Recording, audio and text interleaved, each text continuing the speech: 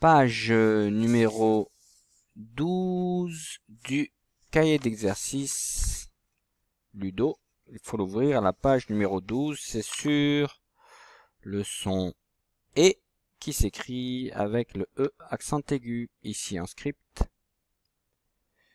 ici en lettres capitales et ici en attaché minuscule.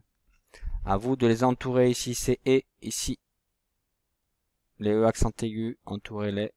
Il y en a plusieurs sur cette première ligne de lettres dans le premier exercice. Ensuite, le deuxième exercice, qu'est-ce qu'il faut faire ici? Vous avez vu un cercle, ça veut dire qu'il faut entourer. Entoure le dessin si tu entends ce son-là. Et. Vous avez vu Ludo? Et. Donc ça, c'est un instrument de musique qui s'appelle l'accordéon. Donc si vous entendez et, vous entourez l'accordéon. Si vous n'entendez pas le et, vous n'entourez pas l'accordéon. Ensuite, vous avez l'animal, l'écureuil, qui mange justement des noisettes. Est-ce qu'on entend le et? École, est-ce qu'on entend le et? Règle ou thermomètre, est-ce qu'on entend le et? Lait, est-ce qu'on entend le et dans lait? Il y en a qui disent du lait, ceux qui disent lait, bon, voilà. Moi je dis le lait. Et chez moi, je n'entends pas le et. Téléphone. Est-ce qu'on entend le et dans téléphone? Oui ou non? Si on entend, on entoure. Si on n'entend pas, on n'entoure pas. Et tabouret. Il y en a qui disent aussi tabouret, comme vous voulez. Mais si vous entendez le et, dans la façon dont vous dites, eh bien, vous entourez. Si vous entendez le et dans tabouret, ici à quel endroit?